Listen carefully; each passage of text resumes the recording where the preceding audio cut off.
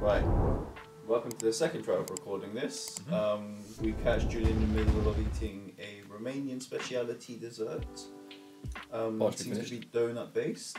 Yep. With We've got a lot of sports to be getting through. We've kept to a promise. Like we said, we're going to try and make this every 2 weeks.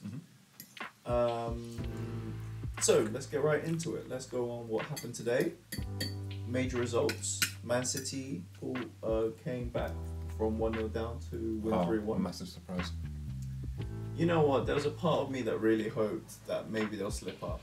The thing is, when Haaland has like 10 shots on target and he's not scoring, you know in the next half he's scoring. Yeah. You can't keep it out that long. Anything you want to say about that? Haaland's 7 goals in 5 games.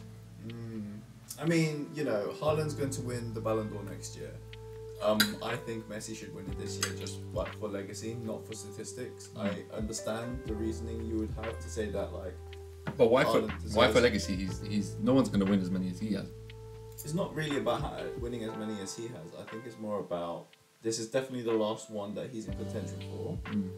Winning a World Cup kind of is a nice tie for, like, you know, everyone in the footballing world kind of wanted that. It's like something that historic that's happened in our lifetime. Yeah. Whereas like Haaland, I think if he stays scoring this year, I think he deserves it. To be honest, I think he deserves it now. But you know, that sound. Sorry. You did say though that we had this discussion last year. You realise all this is going to pick up is you eating. Yeah. Sorry about that. All I want to say is it was very tasty. It was worth the time I spent. I'm gonna have the other half. Yeah. What do you want to talk about next? Hold on. What I want to talk about next is we can talk about. Go through the results that like I can remember off the top of my head. So Spurs. Did they lose? They came back from 1-0 down to win 2-1. Wow. They scored 1 goal in the I thought 108th minute. Jeez. And then 1 goal in the 110th minute. No way! Yeah, they scored 2 in 3 minutes. And you know who scored? Guess who scored? Richarlison. Yeah. Jeez, 2 goals. Yeah, and Richarlison scored and assisted. Wow.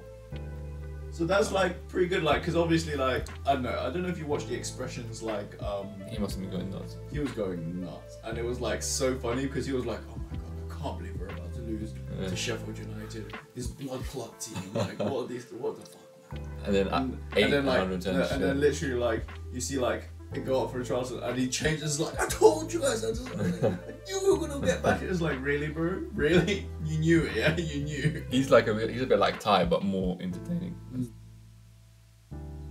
But I mean, I didn't. When I was looking at the results, right? By the way, not the results. I looked at the football games up until the literally 89th minute, and I was like, all right, these games are done. Tottenham are falling down the pecking order. Arsenal and City are gonna come back and to where they belong, right? Doesn't look like it so far. I mean, to be fair, like as a Spurs fan, I think we should temper our expectations. We've had a pretty easy run of games. Yeah. Like Burnley and Sheffield United, teams that you would expect Tottenham to beat. And guess who you got next? I don't know, some scrub team.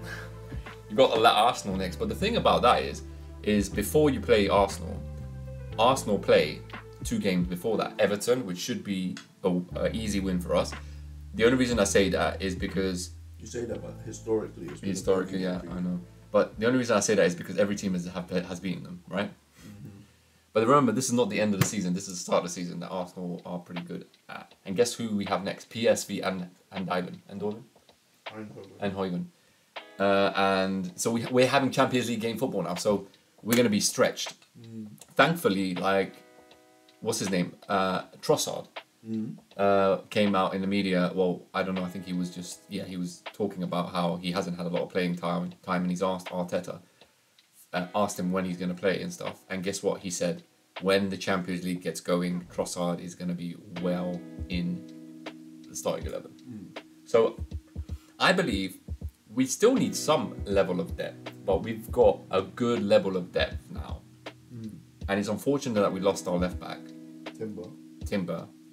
But isn't Zinchenko your left back? He is, but that's what I'm saying. That's how we were going out strengthening when we didn't necessarily need strengthening. right, in the left back side of things, right? No, but Timber is naturally a right back, isn't he? Maybe, but he was playing left. Yeah, because he can play left back, but Yeah. I thought he was supposed to solve the right back problem.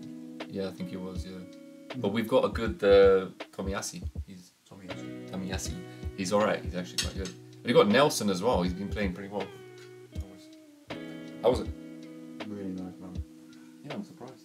Eastern European pastries. If you haven't been having them, you're missing out. I'm just gonna step up and get my drink. Yeah, boy. Right. Oh, I forgot to bring the prime. Which colour? I was gonna bring 3. Have you tried pink? No. I tried pink the other day. With you. I tried. Okay, I apologize. I tried That's pink okay. the other day, and I actually was gonna try the other flavor. Was it blue? Or we have blue? I don't have blue. But did we have blue? No. I didn't try blue, but pink.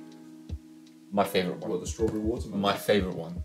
Well, I've got a bottle. I'll bring that. I didn't realize that I liked that mix. I didn't realize I liked it that much. But I've tried it before in other drinks, and it's terrible. But this one. Anyways, so and then on to the most, maybe the most significant result. I mean, I think Newcastle won 1-0 against Brentford. Mm-hmm.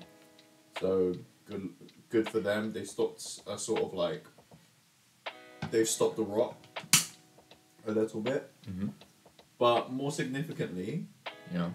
3-1 to Brighton at Old Trafford. Wow. Doesn't help that Sancho and Antony are now left out of the team.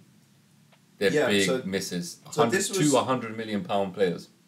This is what we were going to feed on to. So, what do you think's going on at Man United? What do you think? What do you think of the situation? What do you think should be done to solve the problem? Okay, so looking at what I've briefly read about and seen, like apparently Sancho went clubbing or whatever. He went out and did his own kind of thing after he was dropped from the team, when many were saying that he should have actually gone back on the training field and tried to work hard to get back in the team. Yeah, it looks like he did other stuff. And then with Antony, I think it was some level of abuse that he had done to a lady of some sort. But I don't know who it was. But he responded saying that he doesn't resort to violence or something like this. But I don't know if there's evidence to prove that. But clearly there is something, because there is an investigation going on. And he's been dropped. Let's talk about the result first. So, Man United losing 3-1, losing their home record, finally. What was their home record? But they hadn't been defeated for I think 30 games at home. They were on a very impressive unbeaten home record. I'm surprised. I think they might have beat City then. They got 30. I think they did. Remember, it was like that 3-2 loss. But I would say that what's quite significant is I think Brighton are putting themselves in the running for being a serious top 6 contender, and Man United and Chelsea are 2 of the teams that I would say are on the verge of having their season collapse. And what, even worse than last season? Well, Man United had a really good season last season, so for them a collapse isn't like so bad, as serious a drop. I would say if they can keep within top 8, and I expect them to. But Chelsea, I think, 4 points from 4 games, well, is pretty poor. Yeah. I thought they lost. Having spent a billion. Yeah, it's crazy. More than like teams like the big teams. Anyway, circling back to the Man United problem, what do you think about the Jadon Sancho situation? So you said you haven't read too much into it. No, I just feel like he's not been. He's probably been given the opportunity, but I feel like he hasn't been putting his weight, or he hasn't been doing well enough. So do you think? So I think this is a more of a discussion we should probably have about like player power, right?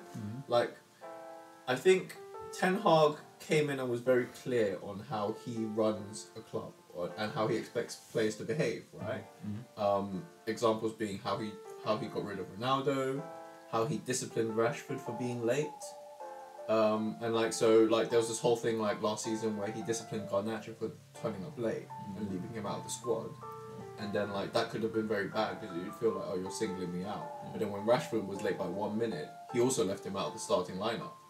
And this was Rashford in the peak of his his form last season. Do you think the drop off for United has somewhat got to do with Ten Hag? I think, because of the reaction that some of the players are giving. if I'm honest, looking at how they played today, and looking at what's going wrong with the two teams we mentioned, Chelsea and Man United, and in some ways Liverpool, though they're making the best of it, they've got too many new pieces. And the thing is, United did what they needed to do in the transfer window. They got a new keeper, they reinforced their defence, they got a new striker, and they reinforced their midfield. Right? That Mount, striker's not too bad. Haaland, and Onana. Like what you actually needed. The problem is, when you have all these new pieces, especially if you've not had an out-and-out striker for a while, like Rashford took over that role for a lot. Like, I think a lot of the commentary online about Rashford's performance was he just didn't pass to Haaland, which suggests that the team hasn't worked together enough to develop that sort of understanding with one another. And I wonder how much they've actually played together. Yeah, like, and so I think that's part of the problem. Now, the other part of the problem complicating this is that they have a right wing problem, which is neither of their right wing can play. Like we talked about, Antony currently has problems going on, and we'll see what the results of the investigation are. But Sancho, I think, is I don't know. I am very disappointed in him from an England perspective and an ex-Man United supporter. I would say that, as a football player, you should not forget that your job is to play football, right? And yes, you might get criticism, and if you feel like the criticism from your manager, so like you work, I work, right? If we are criticised in public, right? Yes, we would feel like, slighted and stuff, right? But it's not the time or the place to just have a massive public argument about it there and then, right? What you do is you take this into private, and then you have a discussion behind closed doors. You knock on the manager's door and say, hey, I thought the way that you spoke with me was very unfair. And you try and deal with it that way, right? Be the more mature person, firstly. Secondly, if you are being told by your manager that your performance was not good enough, right? Because I don't think Ten Hag said something particularly bad. Right? We could actually see the performance of the players on the pitch. Yeah, and the thing is, obviously it's his word against yours, right? It's Ten Hag saying Sancho has not been performing well in training, which is why he was not selected. And then Sancho may be feeling like, hey, this is unfair. I'm not being given the chance to speak my side, right? However, firstly, he is your manager. Secondly, you are part of a team. Thirdly, his opinion is his opinion. He's allowed to offer his opinion. His opinion is you're not working hard enough, and he selects whether you play or not. So the response to that is not saying, if I think you're not working hard enough, you telling me you're working hard enough is not going to make me think you're working hard enough, right? It's just going to make me think you're not working enough and you're a whiny bitch, right? Coupled with that I think Sancho might have felt a little bit, so this has come out recently, that he might have felt like he's being singled out at Man United. So I just mentioned about how Ten Hag, was very equal in his treatment. But because of Sancho's disciplinary problems, there's a special rule at Man United apparently, which is just for Sancho, which is he has to turn up an hour early for everything, for training and stuff. And that might be something really how much does pressurizing. paid again? Well, hundreds of thousands a week. 1 hour early doesn't make much of a difference. So apparently, but the problem is, this has been a problem at Dortmund, even when he was at Manchester City Academy. Apparently there was disciplinary problems all the time, turning up late to training, missing training entirely, things like that. It's something that is a pattern of behaviour that Sancho has, which is why when he came to Man United and Ten Hag was in charge, he made that rule, right? And the thing is, if you are a talent where you might be able to, when Messi did that at PSG, for example, he still apologised afterwards, but ultimately, if you are of a talent where perhaps you're able to have a bit more leeway, or if you were Carlos Tevez, for example, who was famously really shit at training, but obviously was a really great Premier League striker when he's in game, right? So, but Sancho has proven nothing. Do you know my point? It's if you Well, in Dortmund he did very well, but he did very well, but ultimately he didn't achieve anything, right? And that's the point of like, you might, like, it's good to have self-belief that you are that good, but you haven't proven it yet at Man United or in the Premier League. Well, Haaland didn't achieve anything. Until recently, yeah. But the thing is, now he can... but the thing is, it's also the approach, right? So you watched the podcast with Haaland, right? And his approach to football different. is like, football is, he's a professional. This is a job. You turn up on time. You train hard. You keep your body in check. You don't go out party. You don't turn up late to training, because you are being paid hundreds and thousands. Like, you are being paid people's yearly wage every single week. So the least you could do is actually put some effort in, you know? Anyways, that was quite a sound interview, and I didn't know that side of him, but I kind of predicted that side of him, because you can't be that type of player without that sort of and attitude. that's the thing, right? Like I have not seen any world, like anyone who could be considered in the like realm of GOATs or like top 50 player of all time in any discipline, We love that. not work hard. Yeah. Like, there's this whole thing of like, you know, hard work beats talent when talent doesn't work hard, right? But the thing is, in football, and especially in that position, everyone's talented and everyone works hard. So you have to outwork, right? Like, I would say Ronaldo is the perfect example. CR7 worked super hard to get to where he is. Now he's considered in the GOAT debate. He's not, but like, you know, he's considered. But that doesn't mean that Messi, who is, I would say, arguably more talented, doesn't work hard. He still works hard. So why do you, Jadon Sancho, feel like you could also not work hard? Now, obviously, we don't know how hard he is training. Perhaps he is putting in the effort and Ten Hag was just using him as a scapegoat. But based on your record, like, what are we inclined to believe? Anyway, speaking of England and English players, we just came back from the international friendly. England lost to the Ukraine. Drew with the Ukraine. 1-1. Felt like a loss. Yeah, Zinchenko. Yep. And then beat Scotland 3-1. Wow.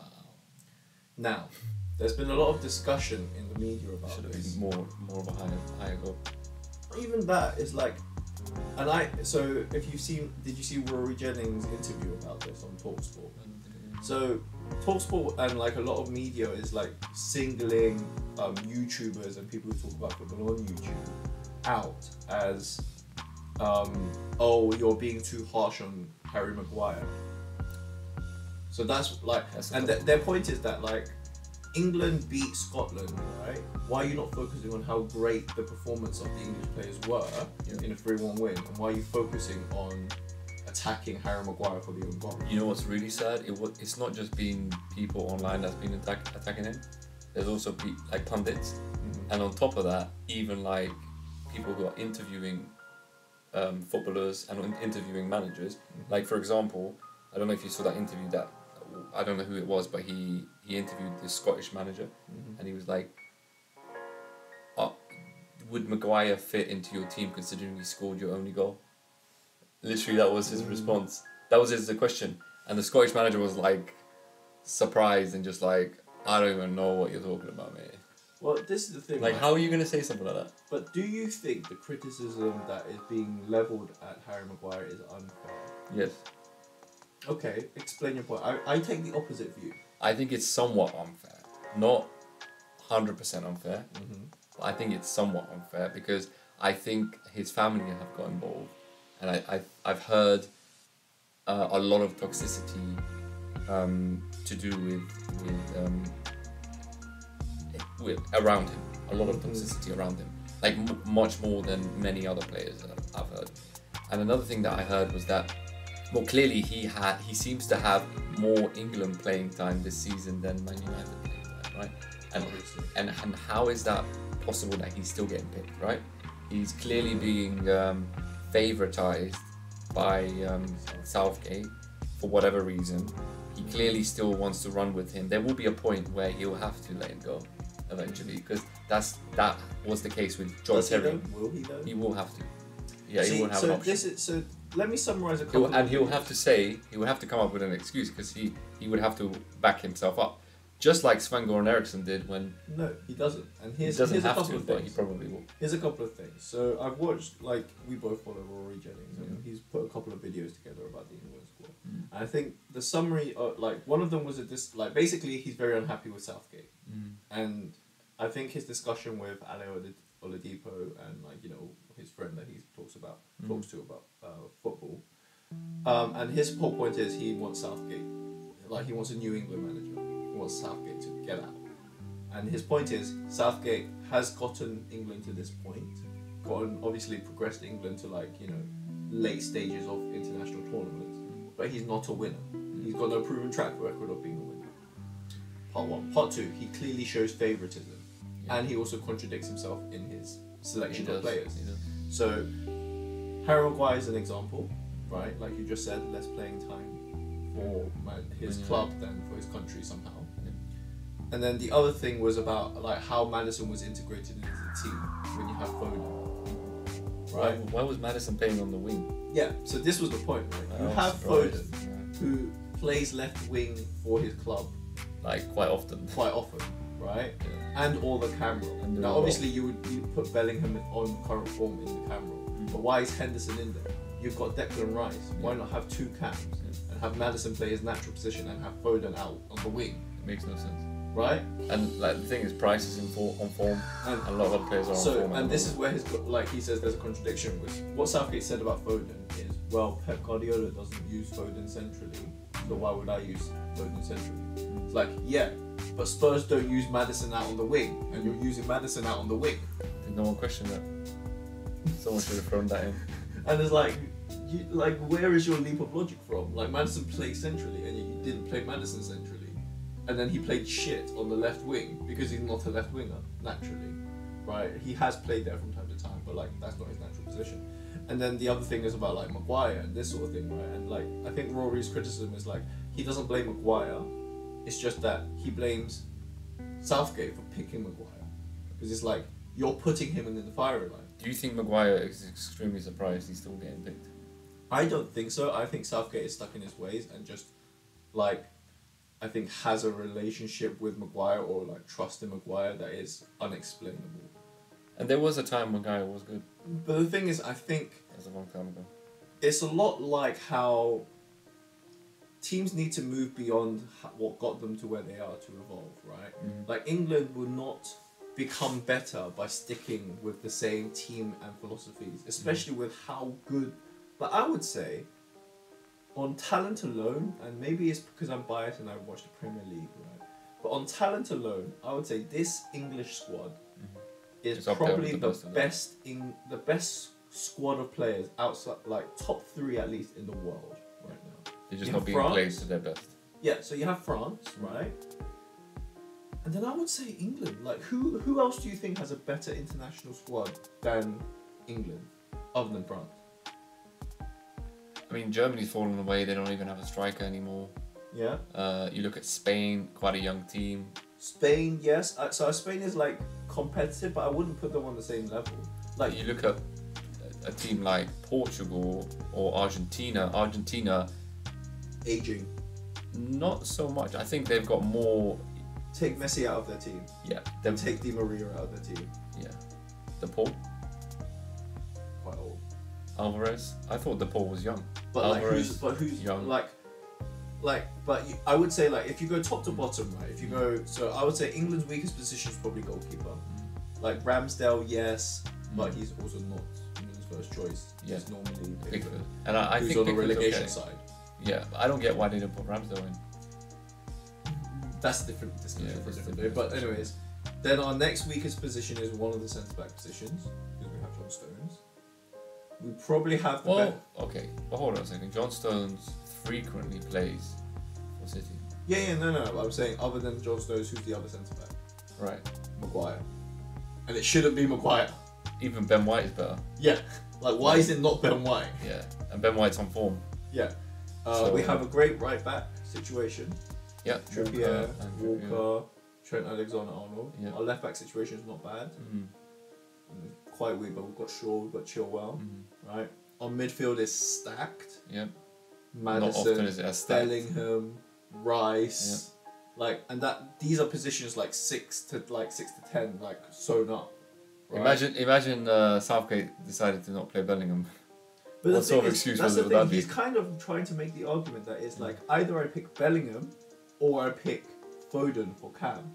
It's like, or you play both Foden and Bellingham, or even better, why not you play Rice, Maddison, Bellingham, Foden on the left, Saka on the right. You're gonna leave out Rashford. Well, Rashford or Foden on the left, but like, and also like Kane at top or Rashford up top.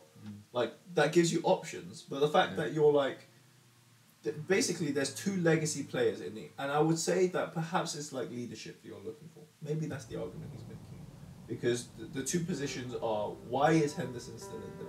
He's gone off to the Saudi League. Yeah. And why is Maguire still in there? He's not even playing. Yeah. Did anyone question Henderson's position? Or no one decided to question it? He's still an okay player, but he's if Southgate really doesn't get rid of Henderson, then England are going downhill. I know, right? And this is the thing. We're coming up to Euro 2024, man. Yeah. Like, we need to know what our team is. Yeah, we have this is probably our best team with the best chance of winning at this tournament. Yeah. Why is Henderson there? And like, the thing is, so there was an interesting point made by a pundit, which is that like Henderson is a really good player when you don't have the ball, right? If you're not a possession-based team, if you're going to let teams like, if you're trying to play on the counter, because you're like, teams that play on the counter tend to like, you only really play on the counter if you are like, you expect the opponent to be more attacking than you. Maybe you feel like they're more talented than you and you need to hit them on the break. Sure. Not always, but that's like a common tactic, right? But England are in a position, like I said, top 3 squads in the world, right? You should go into matches expecting to have the ball most of the time.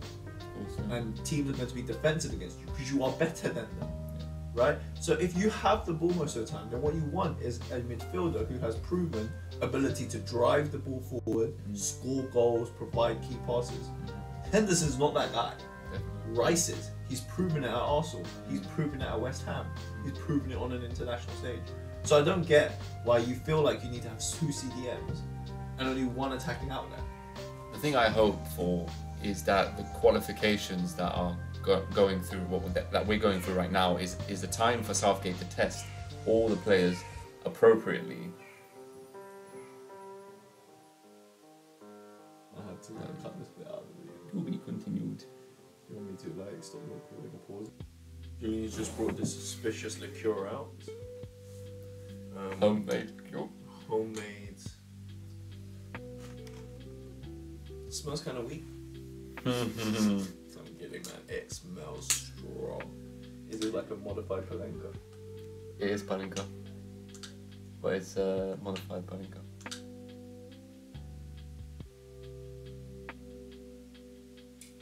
I would say it's a better batch Yeah. than previously. Yeah, that went down smoother. Yeah, because it's more like more of a woman's drink. Have a chaser. Let me smell. Why is it more of a woman's drink? Because it's more like a liqueur form of Palenka. So it's sweet to you, is what you mean? Yeah. Okay. The actual Palenka has no taste. Cool. Anyways, where were we? So we've talked about the England squad. Yeah. Should we move on from football? I think so too. I think we've covered everything. I mean, the thing is, Preview. there are games on Sunday. Preview. Well, the only match that matters to me on Sunday is the Arsenal and Everton, yeah. Which I think we should. What's your prediction? You talk about what you're expecting from the game. I'm expecting for us to put down a marker. And we have to show that we are contenders, especially after beating United quite convincingly. Yeah. Anyway, Your goal stands. well, I mean, If that goal stood. but it didn't because it was offside. Yeah. So when you say convincingly, though, like. The thing is, it's like we were like they didn't touch the ball. Like they just done us on. They would. The same thing happened last year, right? But last year they beat us, right? But this year we learned from that and we actually kind of pulled together and we played better at the back. I think someone mentioned that. Someone basically mentioned that Arteta learned from playing Man U last year, and that like basically Man U kept hitting you guys on the counter. So Arteta kind of changed his game plan, which allowed you to like get through Man United quite easily. I mean, we played very differently. The thing is, so United had to be opened up for that to happen, right? Opened up sounds mad. So it was like they were extremely well organized at times for whatever reason. Like they didn't play like that against Brighton. They didn't play like that against anyone else. But whenever anyone plays Arsenal, they turn up. Let's just put it that way. So if United could play most of their games like they played against Arsenal, they would be doing better in the league. I'm not saying they would do any more, but they would play better. Okay. But yeah, anyway, so I think Arsenal will beat Everton 4-0. It must be 4-0 because, or anything more than 2, it has to be, because otherwise, I don't want to be scraping through teams like Everton. We need goal difference, and we need 4 goals to get back in the top 4. I think you will beat Everton. Okay, actually, I think either it's just going to be a 1-1 draw and you're going to get frustrated, or you're going to thrash them 7-0. Jeez, I don't think so. I'm predicting above 5-0. If you win, it's above 5-0. If you lose, we're going to come back to this. If you don't win, then and also that's a statement. Anyways, let's move on. Let's go to tennis.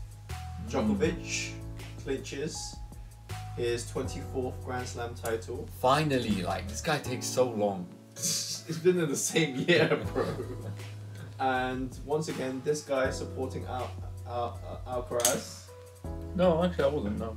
In Wimbledon. The thing is, Alcaraz played a blinder in Wimbledon. Where was that in US Open? Maybe that's just not his court, right? I don't care. Alcaraz, I wanted, and I think we will. Alcaraz might do it actually. The next generation might do it. You know why Alcaraz will do it? Because there's no competition. Djokovic will retire. Yeah. But the thing is, in our generation, Djokovic is the only one who had the chance to have the genuine, not the Novak Slam, but the Grand Slam. But let me just say this: was Djokovic as close as he was now, compared to when he actually had competition? What do you mean, as close now? Was he as close of getting the Grand Slam now? Was he as close as getting the Grand Slam now as he was when he actually had insane competition from Federer, Nadal, and Andy Murray? I would say... Because it would have been even greater if he did the Grand Slam during that time. Well, this is why I've always maintained that Djokovic is my GOAT, because he's the only one of the big 4 to hold all 4 Grand Slams at the same time. Right? When he And when did he do just... that? I remember. It was the 15-16 year, possibly? Or was it 2018-17? Can't remember when the Novak Slam was. But when Federer retired. No, it was before Federer retired. I think he retired 5 years ago. No, it was before that. It was definitely before that. We'll Google it now. I think Federer was well off his prime though. No, I'm not going to He retired the next year. No. I'm not taking that. But let's just say he wasn't in his prime. We all know that. No. He had knee injuries. Nadal wasn't playing as well.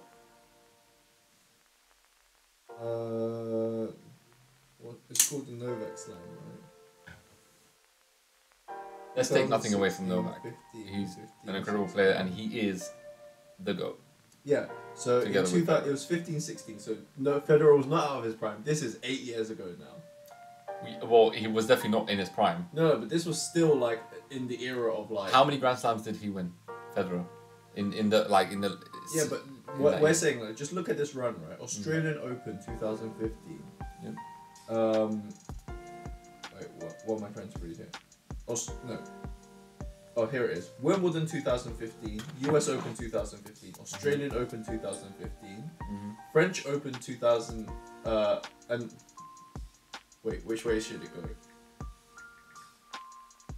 It's Australian first, right? Yep.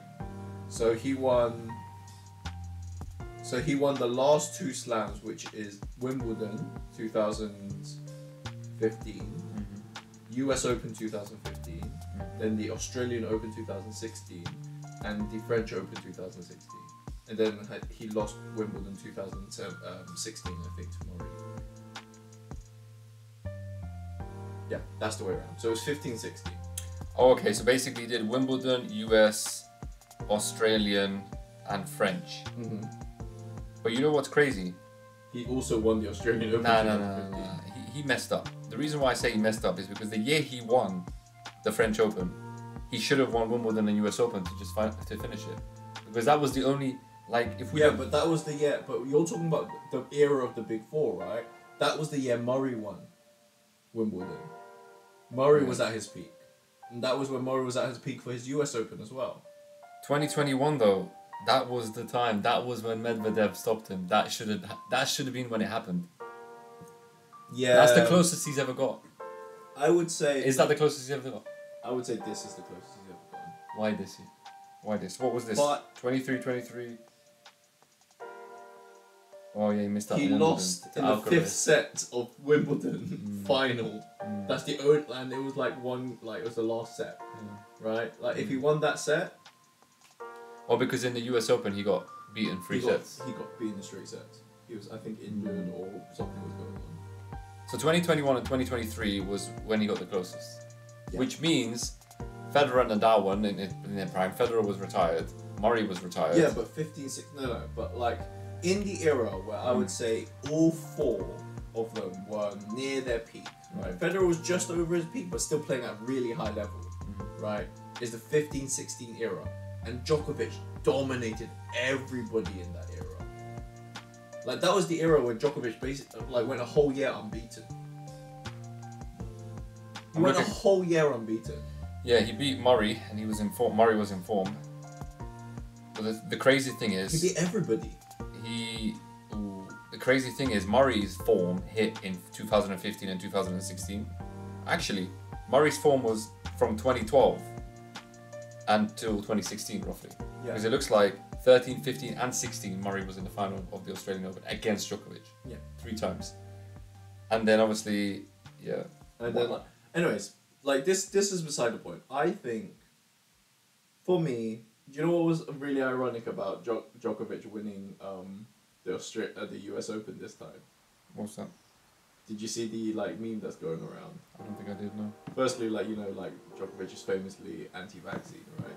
So it's like, no vax. No vax, no vac. Wow. And then the thing is, the shot of the day, you know, like, when they pick the shot of the day, do you know who was sponsoring it? Moderna. Oh, shit. The vaccine distributor. You think So that was like, accident? Yeah. Accident.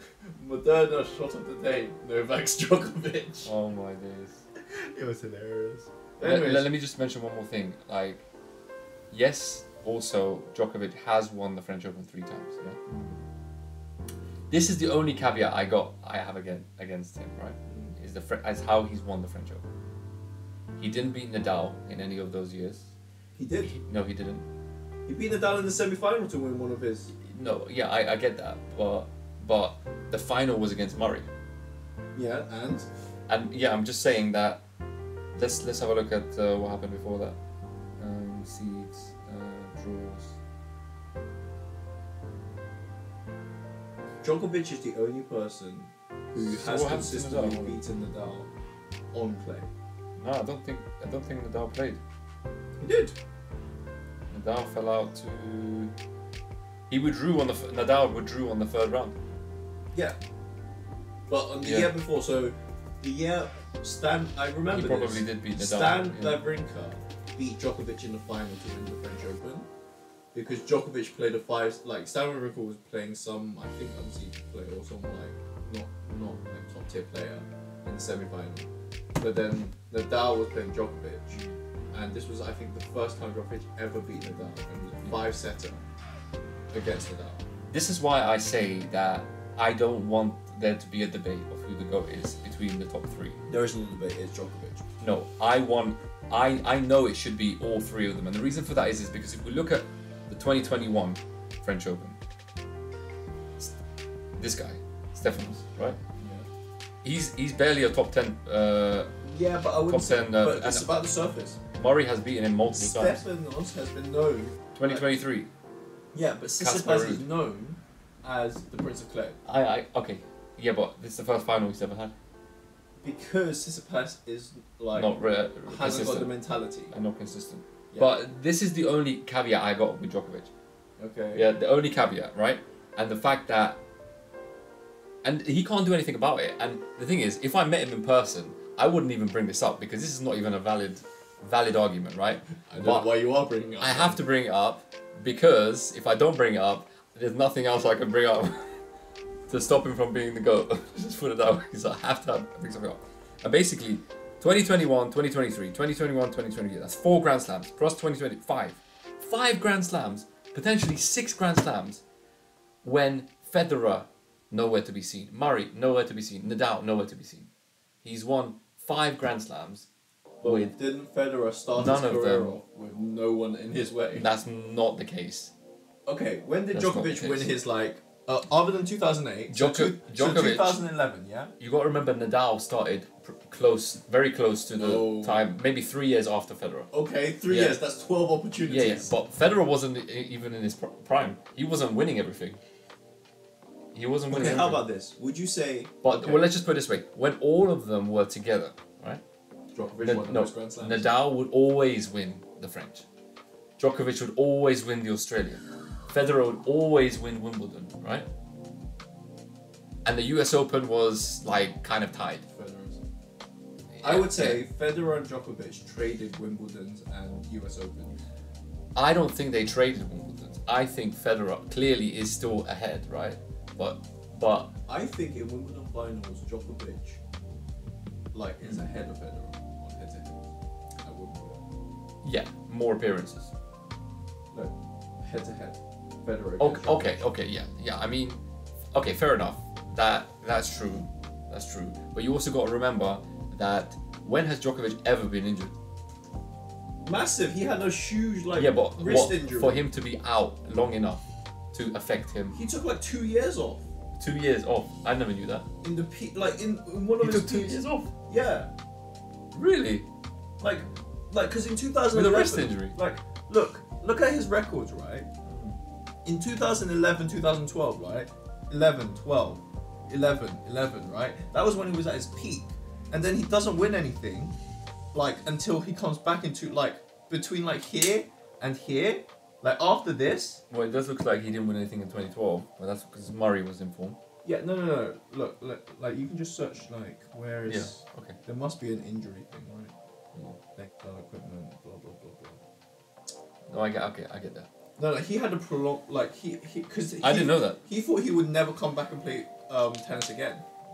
I think it was after his 2016, he had a massive wrist injury, and he had to have surgery on it, and that was just after his child was born as well. He retired during the Wimbledon quarterfinals in 2017 because of an elbow problem. While at the US Open in 2019, a shoulder issue led to him pulling the plug. In the 4th round, his last defeat in Australia in the 4th round against 2018 prompted him to undergo elbow surgery. Yeah. How many surgeries ago? Okay. And that's why he had to modify, like, his game a lot. So that's why it's like very, like, impressive that he came back in, like, I think 2000. Remember that 2019 Wimbledon that he won? Like, that was just after his, like... Was that against I think that's the one where he beats Nadal in the semi-final and then played, like, Anderson in the final. Like Kevin Anderson. Novak Djokovic admits he's lucky to have avoided serious injuries throughout his career, but noted that he did a lot of job to minimise the chances of suffering major injuries. Djokovic returned 36 in May. A career underwent an elbow surgery in 2018, so he was out in 2018. But he was, I don't know how long he was out. He took, I think, like, almost a year off. Because he came back for Wimbledon 2019. And he beat Kevin Anderson in the final, I think. But yeah, so I think two of the most injured top 4 players was Murray and Nadal. Hands down. And then Federer. Towards the end of his career, Federer, I would say as well. But the thing is, I would say, right... And I think if Federer lasted a bit longer, I think the game would have been a bit better. But you see, the thing is, that is a testament to Djokovic's care for his body. Right? Like, what would... But obviously Federer's also older. Yeah, but I would say, right... By 4 years. Djokovic is currently at the age that Federer was when he retired. Right? I would say now, Yeah. But the thing is, right, the biggest, what is the thing that I loved about Djokovic? Like, what's the biggest memory I have of Djokovic? Him sliding. Him sliding in the splits. Yeah. Why can he get into that position? Flexible. but he prioritizes stretching and like caring for his body, right? Ultimately, Federer, I think, just age caught up with him, right? But also maybe his style of play kind of ends up hitting his knees. Like yeah, and then Murray, ultimately, right, his style of play put a lot of pressure on his hips, and then Nadal's like style of play is all about power, right? So obviously you're going to have a lot of risk of injury, and I would say Djokovic is not weaker than any of these people, but he's focused on maintaining I don't think it's luck that he's minimized his injury. I think he's like, you cannot slide in the splits over this long a period of time without tearing a muscle unless you have really flexible muscles and you go through a really good regimen of stretching every single day. That's dedication. That's professionalism, right? Like, I'm not saying the others especially after 30, when you do splits like that, your hamstrings are going to hurt a lot more. He can do splits. My hamstrings hurt a lot more after 30. Yeah, so like, this is what I'm saying. It's like, I'm not saying the others aren't professional. I'm just saying Djokovic has, like, his longevity is down to his ability to keep his conditioning at a really high level. Talking about conditioning at a really high level, segue. Stylebender got his style bent by Sean Strickland. You reckon he's going to come back and avenge his defeat? I think so. I'll be honest. I only watched the fight. I didn't really watch a lot of the build-up or anything to it. I watched highlights, and I think, what's his name? Steph? Sean Strickland. Steph. Sean Strickland. Steph Curry with a wrist. So he seems to have good timing, and he was able to so calm. Anticipate the shot and extremely calm under pressure, and I just felt this the stylebender. What's his real name? Adesanya. No, thank you. Israel Adesanya. Adesanya. I just felt like he, straight off the bat, he was nervous. This is what I found surprising. Like, he's the champion, yet he didn't command the octagon. You know what I mean? Like, he didn't walk like he was champion. But you also do know that even the guy who he beat, Adesanya was fine the same way. He was being, he was being chased down. Yeah, what, Pereira? Yeah. Yeah. So it was the same type of fight, right? But the thing is, like, look, props to Izzy when he beat Pereira, right? Like, that was, like, I think part of the trilogy. Yeah. And, like, you know, Pereira was, like, his biggest nemesis from, like, pre-MMA, like, pre-UFC days, right? He, like, beat Izzy a lot, right? But I would say that Izzy got in a very well-timed, very skillful, but ultimately lucky shot. Because I think Pereira was on top in that fight until he got knocked out, right? I don't think it was lucky, but I feel like normally that sort of hit doesn't put a person down. But he caught him in the right position. Yeah, but so that's what I mean, right? But I would say up until that point, I would say that he was behind in that fight. Like, Pereira was on top of him.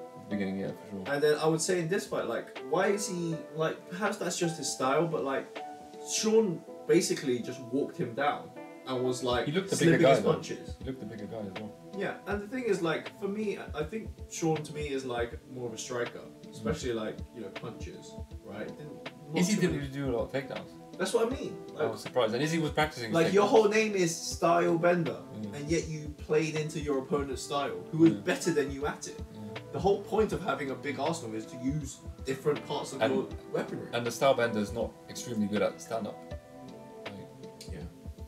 But also, like, I think I don't know, man. I hope he comes back.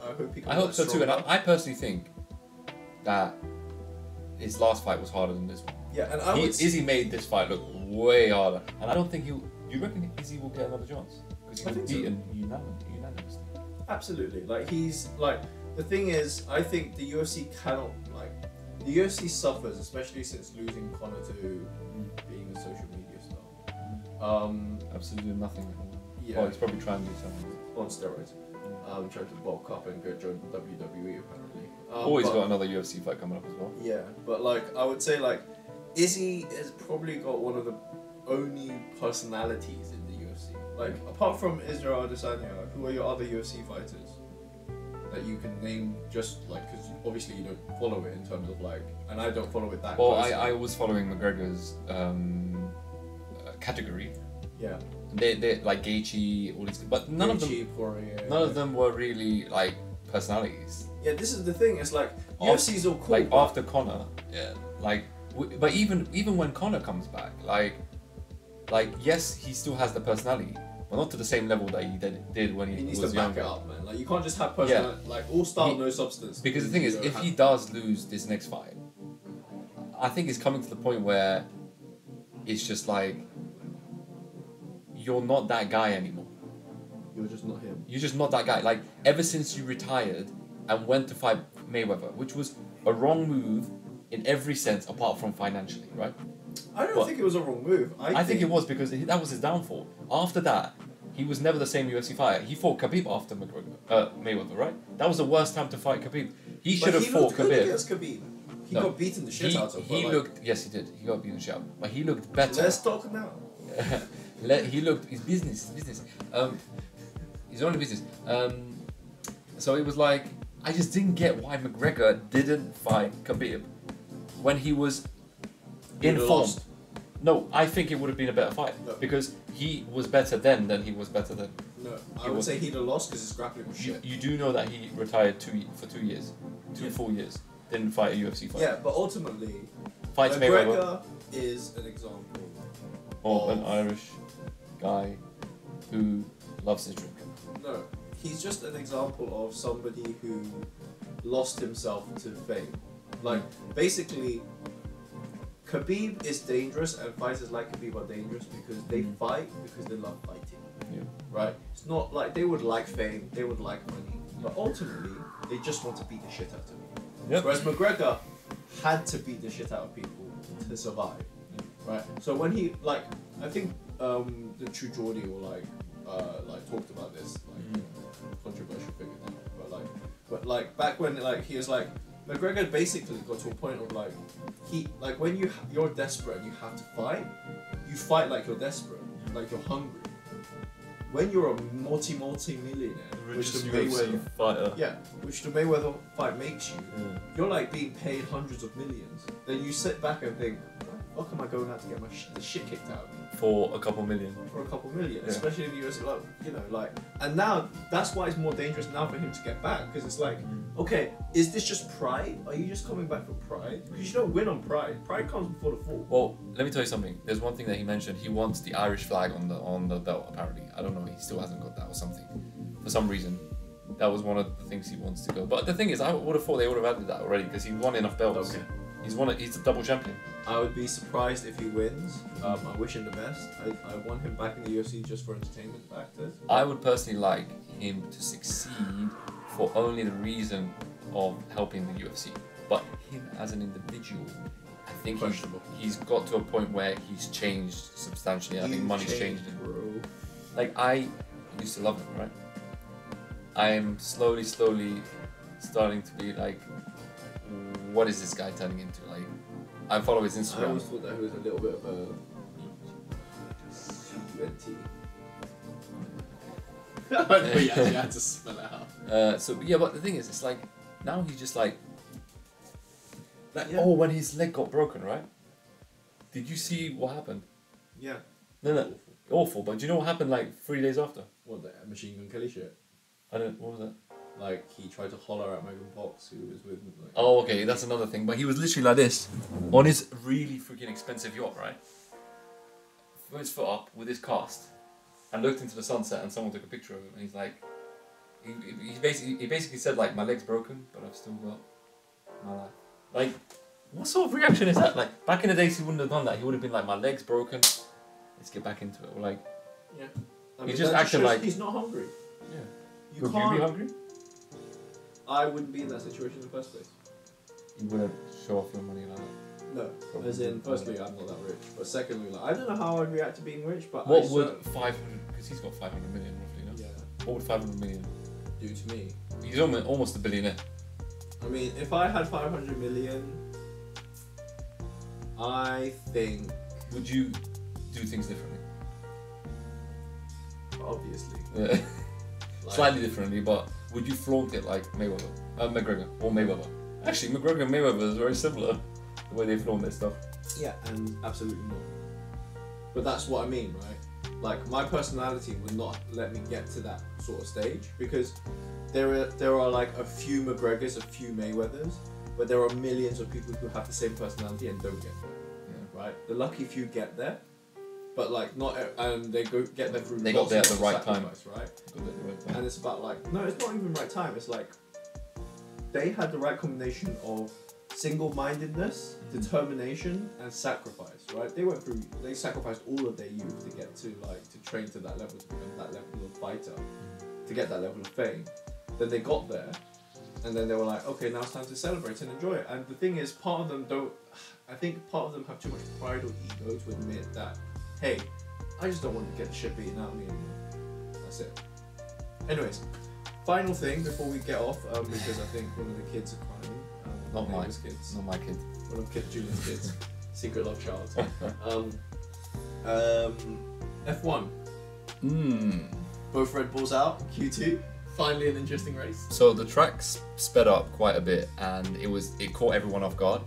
But especially Red Bull, their downfall seems to be all over. Yeah, so they were struggling, but I think the main reason they fell out, Max could have snuck in because he fell out by 0.007, right? He could have somehow snuck in, but what happened was he did his last lap, and there was traffic as well, and there was a lot of cars. But he's also under steward investigation for impeding. That is true. He was doing some dodgy stuff in Singapore, like impeding in the pit lane, impeding on the track. Yeah. Like there was more than one impede. This is the thing, right? Why would you do that if you got the fastest car? But he doesn't. The one time he doesn't. I think their aero package is genuinely not good enough for Singapore. I'd be surprised. There was an upgrade. Apparently that might have.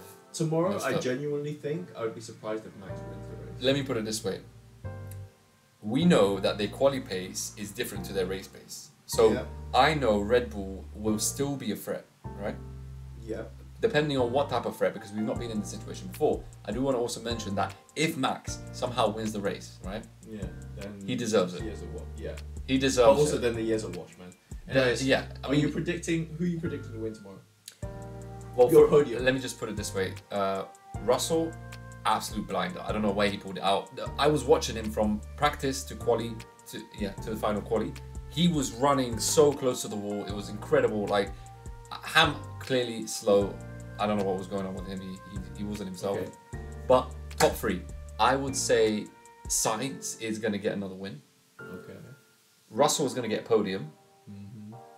Hamilton's going to come up to 4th. Russell 3rd, and Leclerc 2nd. Really? Yeah. I think Norris wins his first Grand Prix. I hope so. I really hope so. I want Norris to win. Norris wins. I think he's just a tad slow on race pace. And I would say Sainz 2nd, and then Russell 3rd. What about Leclerc? Leclerc 4th. Really? Or no, Leclerc retires. Because clearly Ferrari have better pace than everyone else. But Ferrari. Both their drivers will never end on the podium because one of their engines will blow up. Did you see what happened in Italy? How they were like almost taking each other out. Jeez, if it wasn't for Leclerc's like quick dash to the left. Yeah. Anyways, I've got a massive migraine going on. Thank you guys for watching. We'll catch you guys next time. Oh, actually, I wanted to do one last thing. All right. Because of that, we'll make this a regular section. Mm-hmm. Premier League power listing, power ranking. So give me your give me your title. So your winner and your two challengers for the title. Oh no, your winner, your challengers for the title. My head or my heart? A mixture of both. Okay. Because I only care about the top. So basically, European qualification positions. 4. And then relegation. Or 6. Your 3 relegation and your top 5. Alright, so I'll start with relegation. Mm-hmm. Everton, agreed. Is it Sheffield? And Luton, yeah. Okay. They're the 3. And 5, yeah? Yeah. So I start with number 1 or 5?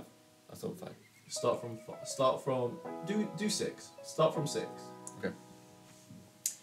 Okay, so 6. So do 6-5. Yeah. Then do 2 to 4, and then your winner. Okay. Tottenham. Okay. Brighton. Okay. Now we're getting into the 4. Yeah. Okay. Newcastle. Okay. Liverpool. Okay. Arsenal and City. So Chelsea and United lower than. Yeah. Below. Okay. I would go. And I'm sorry because my heart says Arsenal, but I just feel like City are way too strong. I think. And Sixth, Arsenal have a lot more to United. play. Fifth, Brighton. Fourth, Tottenham. Oh, okay. I hope so. Third, Liverpool. Second, City. Really? Arsenal champion. You actually think they're going to finally win it? Yeah. Based on the performances this week, I think, yeah. Ooh, that's a big statement. Like, I my mean, heart says Arsenal, but I just feel like we're going to be second. you know what? Actually, City did win this week. I don't know why I'm discounting them. They are first in the league. But, like, you know, Champions League is about to come place. The thing is, I think the reason why I think Spurs might even finish third, they are the only ones with no Carabao Cup, no European football. Like, Brighton have European football, Aston Villa have European football. What happens to Newcastle, though? Do you think they drop off? Like, first 4 games, they've been awful. Like, yes, they've just beaten, like, Brentford 1-0, but, like, they're not convincing. Anyways, thank you guys for watching. Catch you guys next time. Julian will edit this piece.